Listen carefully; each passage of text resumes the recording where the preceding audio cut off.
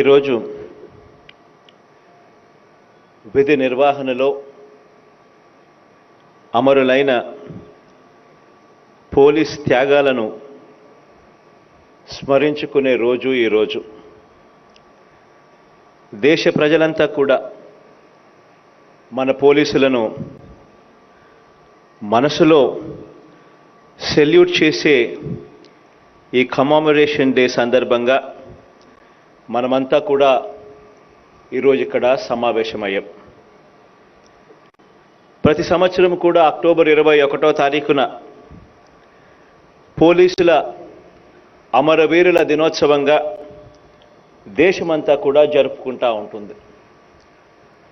1959లో October 21న China సైనికులను ఎదిరించి పోరాడిన ఎస్ఐ కరణ్ సింగ్ ఆయన సహచరుల ధైర్యాన్ని, త్యాగాన్ని ఈ అమరవీరుల సంస్మరణ దినోత్సవంగా మన దేశం గత 64 సంవత్సరాలుగా ప్రతి సంవత్సరము గుర్తు చేసుకుంటూ ఉంటాం. గడిచిన సంవత్సర కాలంలో దేశవ్యాప్తంగా ఇలా అమరులైన 188 మంది పోలీసులను ఈరోజు ఆ పోలీసులందరికీ కూడా నా శ్రద్ధాంజలి ఘటిస్తా ఉన్నాను. ఈ ఏడాది మన రాష్ట్రంలో విధి నిర్వహణలో ప్రాణం వదిలిన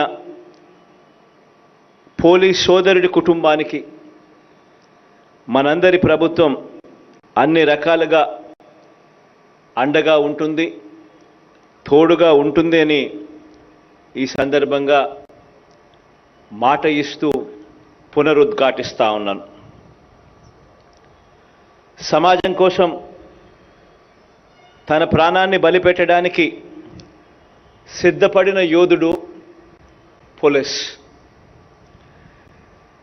ఖాకీ డ్రెస్ అంటే త్యాగ నిరతి అని. ఆ డ్రెస్ మీద ఉన్న 3 సింహాలు మన దేశ సార్వభౌమ అధికారానికి చిహ్నం.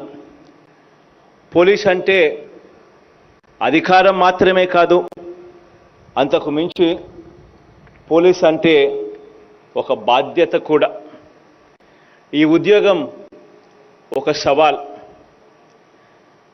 మరి ముఖ్యంగా నేరం వేగంగా కూడా తన రూపాన్ని మార్చుకుంటా ఉన్న ఈ యుగంలో అంతకు మించిన వేగాన్ని అందుకుంటేనే పోలీసింగ్ విలువ అనేది ఉంటుంది. పోలీసింగ్కు ఈరోజు కొత్త టెక్నాలజీ వల్ల సమాజంలో వచ్చిన మార్పులకు అనుగుణంగా సైబర్ సెక్యూరిటీ నుంచి డేటా థెఫ్ట్ వరకు, డేటా థెఫ్ట్ నుంచి సైబర్ హెరాస్మెంట్ వరకు ప్రతి అంశంలోనూ కూడా నేరాలన్నీ కూడా నిరోధించడానికి, నేరాల మీద దర్యాప్తు చేసి శిక్ష వేయటానికి పోలీసులు ఎంతగానో అప్డేట్ కావలసిన యుగంలో ఈరోజు మనమంతా ఉన్నాం.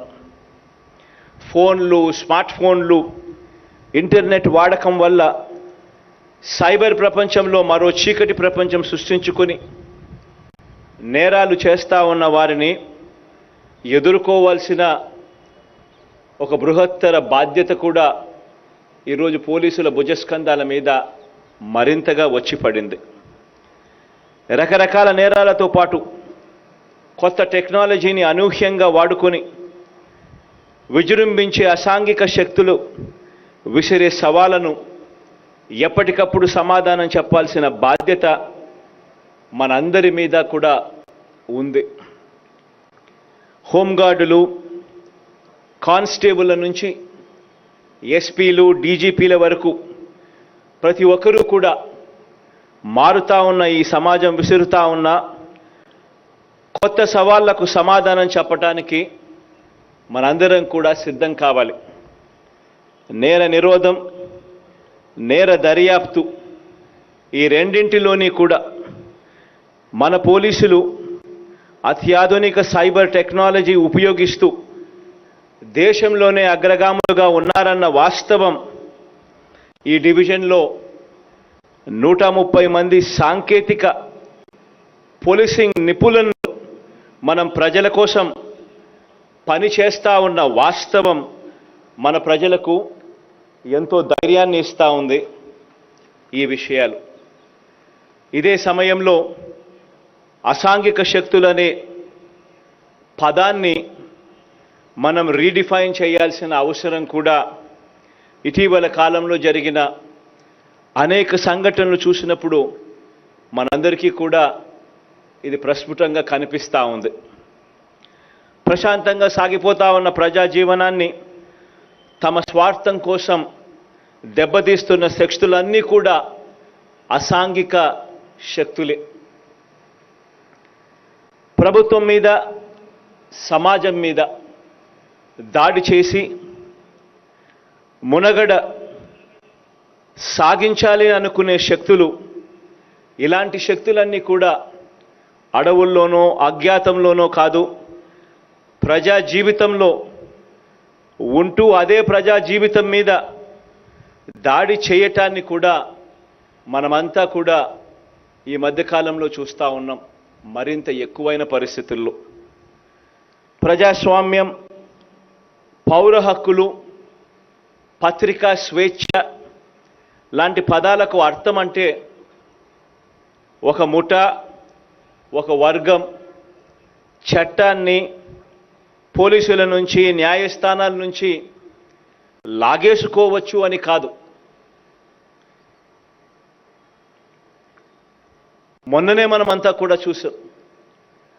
నూజువీడిలో విధి నిర్వహణలో ఉన్న ఒక పోలీస్ కానిస్టేబుల్ను చంపటం కానివ్వండి, మన కళ్ళ ఎదుటనే జరిగిన సంఘటనలు ఇవన్నీ కూడా. అంగళ్ళల్లో సాక్షాత్తు ప్రతిపక్ష నాయకుడు తన పార్టీ వారిని రెచ్చగొట్టి పోలీసుల మీద దాడి చేయించడము, ఆ తర్వాత పొంగనూరులో 40 మంది పోలీసులకు తీవ్ర గాయాలయ్యేలా, చివరికి ఒక పోలీస్ సోదరుడి కన్ను కూడా పోయేలా శాంతి భద్రతలకు విఘాతం కలిగించడం కానివ్వండి, అవినీతి చేసి నేరాలు చేసి ఆ పైన ఆధారాలన్నీ చూసిన పిమ్మట న్యాయస్థానాలన్నీ కూడా వీరికి అనుకూలంగా న్యాయస్థానాలలో తీర్పు రాకపోయేసరికే చివరికి ఆ న్యాయమూర్తుల మీద కూడా ట్రోలింగ్ చేస్తారు. టీవీలలో వాళ్ళకు సంబంధించిన టీవీ ఛానళ్లలో డిబేట్లు నడుపుతారు. తమను ఎవరూ కూడా ఏమీ చేయలేరన్న అహంకారంతో ఇవన్నీ కూడా చేస్తూ ఉంటారు. ఇటువంటివన్నీ కూడా యాంటీ సోషల్ ఎలిమెంట్స్ చేసే పనులే తప్ప ప్రజాస్వామ్యం మీద కానీ, రూల్ ఆఫ్ లా మీద కానీ నమ్మకం ఉన్నవారు చేసే పనులు కావు ఇవన్నీ. తమ స్వార్థం కోసం ప్రజల జీవితాలతో ఆడుకుంటూ అన్రెస్ట్ క్రియేట్ చేసే ఇలాంటి దుర్మార్గుల విషయంలో ఎలాంటి మొహమాటము లేకుండా చట్టానికి పని పెట్టండి అని, ప్రజలకు మంచి చేసే విషయంలో ప్రజలకు రక్షణ కల్పించే పోలీసుల మీద దాడి చేసే ఇటువంటి దుష్ట శక్తులకు మనం గుణపాఠం నేర్పకపోతే ఇక సమాజంలో ఎవరికి రక్షణ ఉంటుంది అన్నది కూడా మనమంతా కూడా ఆలోచన చేయాల్సిన అవసరం ఉన్న విషయం. ఇక మనందరి ప్రభుత్వం వచ్చాక పోలీసుల సంక్షేమానికి సంబంధించి మనం ఏ రకంగా అడుగులు ముందుకు వేశాము అన్నది 4 మాటల్లో చెప్పదలుచుకున్నాను. దేశంలో ఎక్కడా లేని విధంగా రాష్ట్రంలో 16,000 మంది మహిళా పోలీసులను గ్రామ స్థాయిలోనే, గ్రామ వార్డు సచివాలయ స్థాయిలోనే నియమించిన ప్రభుత్వం ఈ 4 సంవత్సరాల కాలంలోనే మనందరి ప్రభుత్వం చేసింది అని ఈ సందర్భంగా చెప్పడానికి గర్వపడతా ఉన్నా.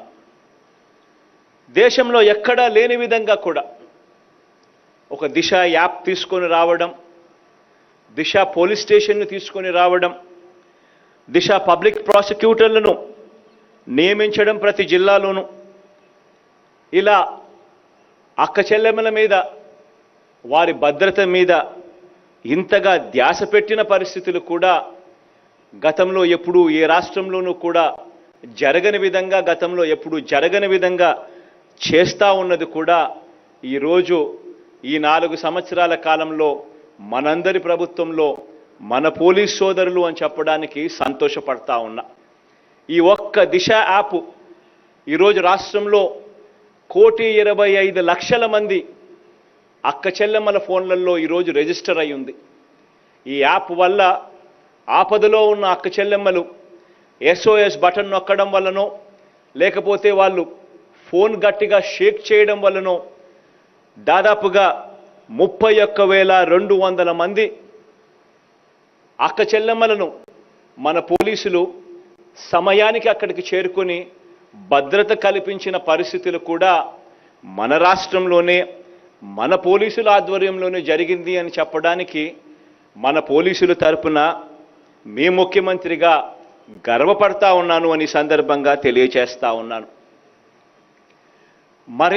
మరిన్ని అడుగులు వేస్తూ పోలీసులకు ఇంకా మంచి జరిగించాలి అని తాపత్రయంతో అడుగులు వేస్తా ఉన్నాం. దేశంలో ఎప్పుడూ కూడా జరగని విధంగా, చూడని విధంగా పోలీసులకు ఎప్పుడూ జరగని విధంగా వీక్లీ ఆఫ్ కాన్సెప్ట్ను తీసుకొచ్చే ఒక గొప్ప అడుగు కూడా మనందరి ప్రభుత్వంలోనే పడింది. దీనికి సంబంధించి పోలీసుల మీద ఈ ఒత్తిడి తగ్గించేందుకు అడిషనల్ పోలీసుల రిక్రూట్మెంట్ చేయాల్సిన అవసరం ఉంది అన్న సంగతి తెలిసి గ్రామ స్థాయిలో 16,000 మహిళా పోలీసులను మనం రిక్రూట్ చేయడమే కాకుండా మరొక 6,500 పోస్టులు దాదాపుగా క్రియేట్ చేసేందుకు 6,100 పోలీస్ కానిస్టేబుళ్ల పోస్టులు, 4,450 SIల పోలీసుల నియామకాలు, వీటినన్నిటినీ కూడా క్రియేట్ చేసేందుకు అడుగులు వేగంగా కూడా మన ప్రభుత్వం ఆధ్వర్యంలో పడ్డాయి. అన్ఫార్చునేట్గా ఈ విషయం కోర్టుల దాకా వెళ్ళి కాస్త జాప్యం జరుగుతూ ఉన్న నేపథ్యంలో ఈరోజు ఈ సందర్భంగా పోలీసు ఉన్నతాధికారులైన DGP గారికి అందరికీ కూడా నేను ఒకటే విన్నవిస్తా ఉన్నాను. త్వరితగతిన ఈ విషయాలన్నీ కోర్టుల్లో ఒక సొల్యూషన్ తీసుకొని వచ్చి ఈ రిక్రూట్మెంట్ ప్రాసెస్ ఎంత వీలైతే అంత ఫాస్ట్గా కంప్లీట్ చేయమని చెప్పి కూడా DGP గారిని ఈ సందర్భంగా మీ తరఫున విజ్ఞప్తి కూడా చేస్తూ ఉన్నాను. రాష్ట్రంలో ఇప్పటికే 4 కొత్త IR బెటాలియన్లు కూడా తీసుకురావడం కూడా ఇప్పటికే జరిగింది. కరోనా వల్ల మరణించిన పోలీస్ కుటుంబాలకు ఇది నిజంగా దేశంలో ఎప్పుడూ ఎక్కడ జరగని విధంగా దాదాపుగా 201 పోలీసులు కరోనా సమయంలో ప్రాణాలు వాళ్ళు కోల్పోతే ఏ రాష్ట్రంలోనూ కూడా ఆదుకోనంతగా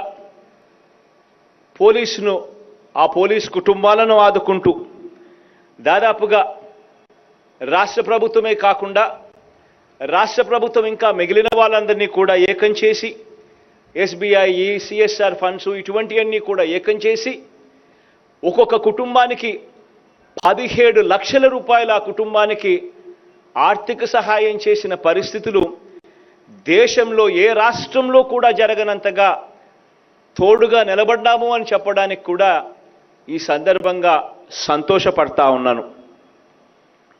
అదేవిధంగా ప్రతి అడుగులోనూ కూడా పోలీస్ సోదరులకు ప్రతి విషయంలోనూ అండగా తోడుగా నిలబడాలి అని తాపత్రయంతోనే ఈ ప్రభుత్వం అడుగులు ముందుకు వేసింది.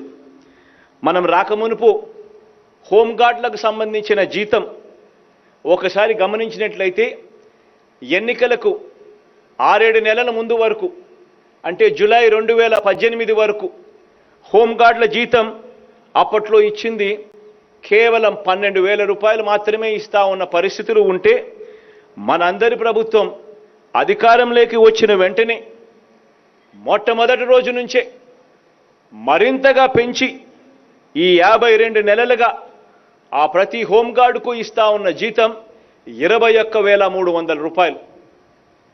ఇంతగా మనసు పెట్టి ప్రతి కానిస్టేబుల్ గురించి కానీ ప్రతి హోంగార్డు గురించి కానీ వారికి మంచి చేయాలి అని తాపత్రయంతో అడుగులు పడతా ఉన్నాయి.